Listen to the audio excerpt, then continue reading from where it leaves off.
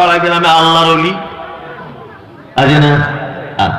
ওলি এক বচন, বহু বচন আউলিয়া।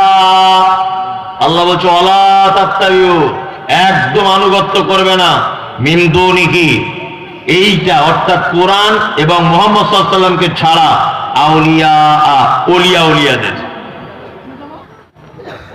আল্লাহ বলছে। আর আমাদের এক শ্রেণীর মানুষ তো ওলি আল্লাহ ছাড়া তার বাঁচাই বড় মুশকিল, মুশকিল নয়? মানে ওলি আল্লাহর প্রতি এত ভক্তি, মানে আল্লাহ থেকে মনে হয় এক গাছ বেড়ে গেছে। হচ্ছে কি হচ্ছে না? হচ্ছে।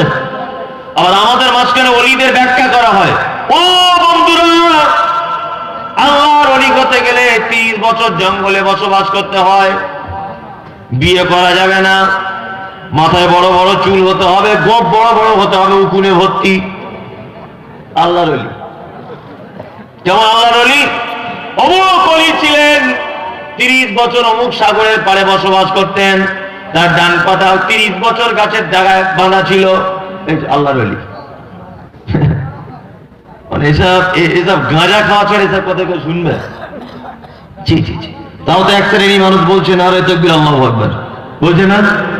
ওলিদের ঘটনা বলছে, শুনুন। কি বলছে? আমাদের অমুক পীর সাহেব, নাম বলবো না, অমুক পীর সাহেব বসে আছেন মাজারে, ওই হুগলি জেলাতে। কোথায় বুঝে নেন আপনারা? মাজারে বসে আছে। তা বাংলাদেশে একটা লোক এসেছে, তখন ইন্ডিয়া বাংলাদেশ একই, বাংলাদেশের একটা লোক এসেছে, এসে বলছে পীর সাহেব, বলছে কি হলো? বলছে আমার ছেলের গলায় কাঁটা ফুটেছে মাছের, আজকে 1 সপ্তাহ যাবত মাছের কাঁটা বার করা যায় না। ভালো করে বুঝবেন। তখন পীর সাহেব বলছে এক কাজ করো, চোখটা বন্ধ করো। লোকটা চোখটা বন্ধ করে থাকলো। তা বলছে এবার বাড়িতে ফোন করে দেখো তো কাঁটা আছে কিনা। ভালো করে বুঝবেন, তখন তো ফোনের জামানা নেই। বুঝছে হুজুর কি করে ফোন করবো? তার মানে ওরা আরো হেঁটে হেঁটে যেতে লাগবে 1 সপ্তাহ। কেমন চিটার দেখুন। তা বলছে হ্যাঁ কাঁটা বার হয়ে গেছে, এখান থেকে হাত দিয়ে বার করে দিয়েছে আপনি। ও এইখানে হুগলি জেলায় বসে বাংলাদেশে হাত দিয়ে নাকি কাঁটা বার করে দিয়েছে। আর এইটা বক্তা ওয়াজ করছে যে আমার দাদুর এই কেরামতি ছিল। এটা ওয়াজ হয় না? ইমাম আবু হানিফা খুব ভালো মানুষ ছিলেন, খুব জ্ঞানী মানুষ। কি বললাম বুঝলেন? খুব জ্ঞানী মানুষ ছিলেন ইমাম আবু হানিফা রাহিমাহুল্লাহ। আল্লাহ ওনার উপরে শান্তি বর্ষণ করুক, আমিন। ওনার ব্যাপারে এত মিথ্যা কথা বলা হয়। বলা হচ্ছে যে ইমাম আবু হানিফা যখন তারাবি পড়াতেন, বলছে প্রত্যেকে রেখাতে একবার করে কোরআন খতম করতেন। আচ্ছা এটা কি সম্ভব? উনি মানুষ ছিলেন না ভূত ছিলেন? অবাক লাগে না? আচ্ছা আর একটা ঘটনা বলি ওনার ব্যাপারে। ওনার ব্যাপারে বক্তা ওয়াজ করছে যে উনি যখন শেষ জীবনে হজ করতে গেছেন, আমার দিকে ফিরুন, বলছে এরকম 1 পা এরকম তুলে কাবা শরীফে একবার কোরআন খতম করতেন, আবার 1 পা তুলে দাঁড়িয়ে আর একবার কত খতম করতেন। বক্তা সাহেব দেখাচ্ছে। আচ্ছা এটা কি এত বড় মিথ্যা কথা নয়? সম্ভব এগুলো?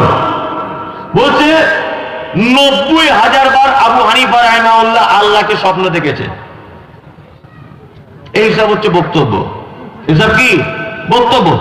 আর বলছে যে 55 বারের বেশি তিনি হজ করতে গেছেন, তার ভিতরে 38 বার পায়ে হেঁটে গেছেন।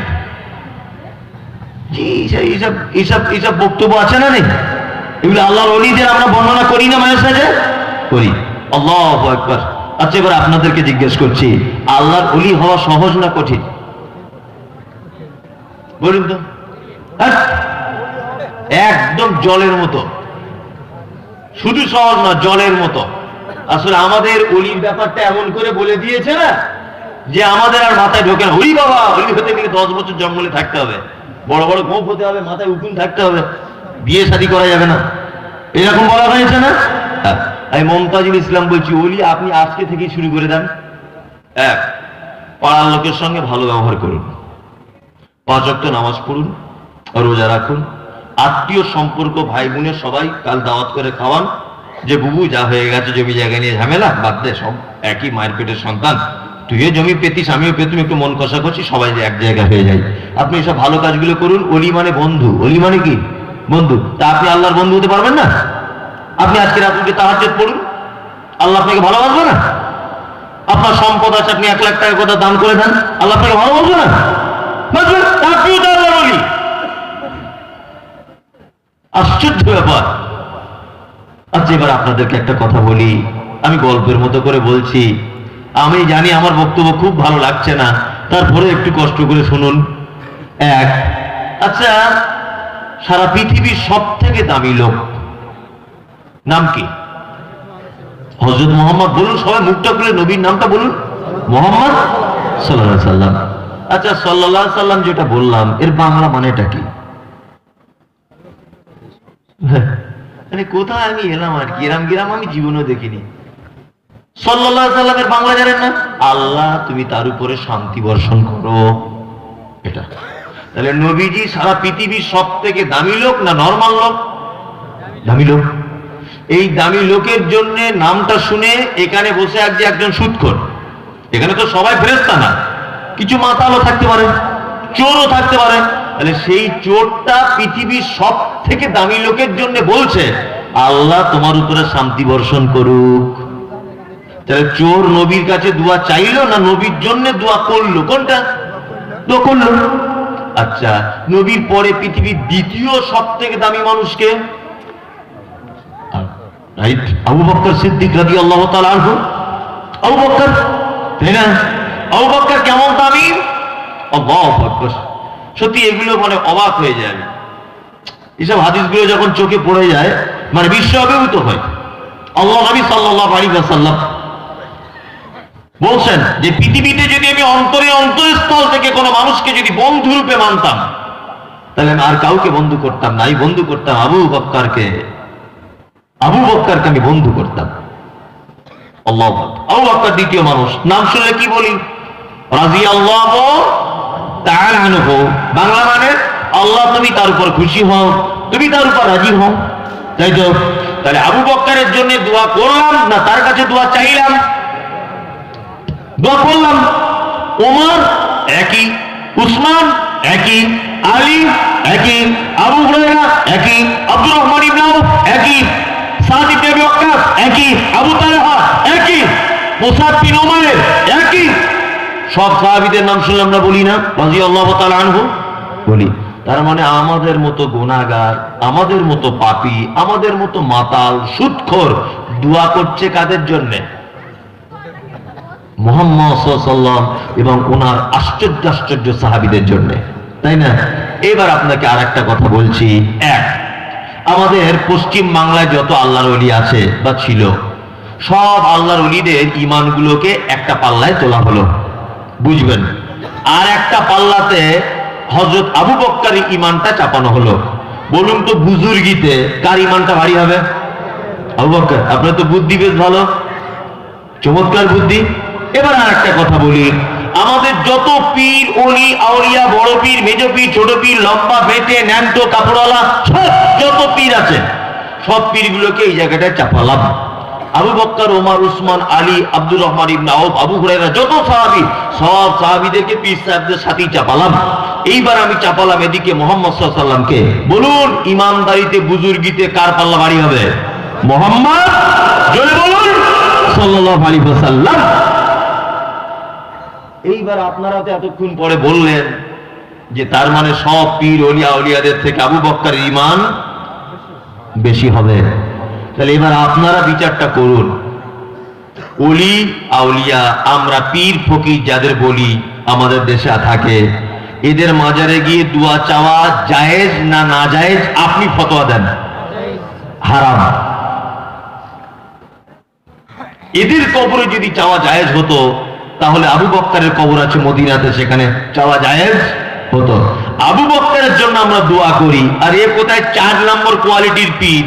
পীর কিনা ঘোড়ার ডিম তার ঠিকই নাই, তাই না? পীর কিনা তার কোনো ঠিকই নাই, তার কবর আমরা ছেলে যাইতে যাচ্ছি। আশ্চর্য ব্যাপার, আশ্চর্য ব্যাপার, এগুলো অবাক হয়। ওই জন্য একটা কথা মনে পড়ে গেল, খুব সহজে কথাটা বলি, আপনার দেখবেন খুব ভালো লাগবে শুনতে।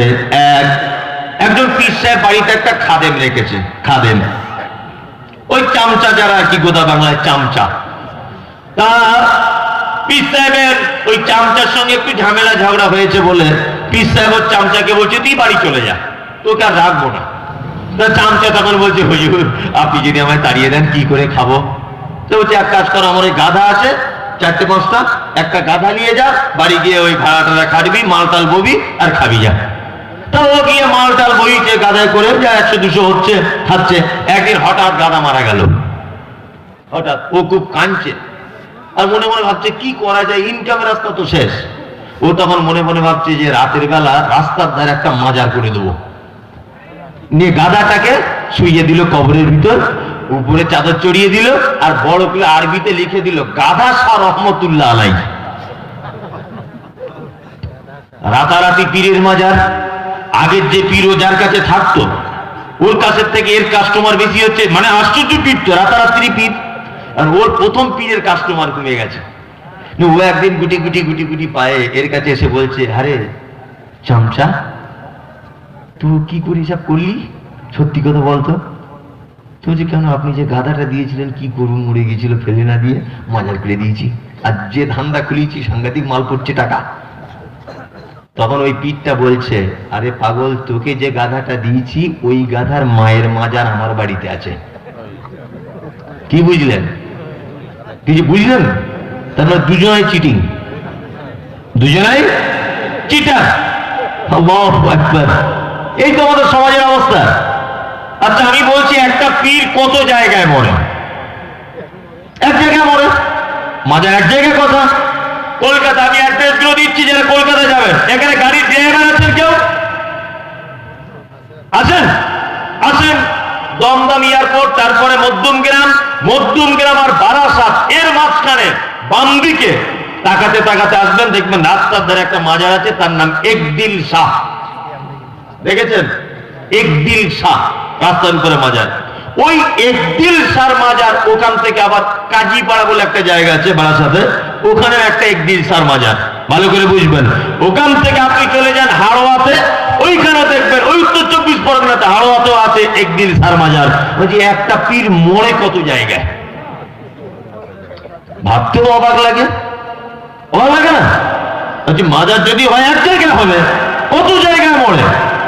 আল্লাহ সুবহানাহু ওয়া তাআলা বলছে, ওয়ালা তাত্তাবিউ, তোমরা আনুগত্য করো না, মিন দুনিহি আউলিয়া, আমাকে আর রাসূলকে বাদ দিয়ে কোনো ওলি আউলিয়াদের আনুগত্য করো কি না।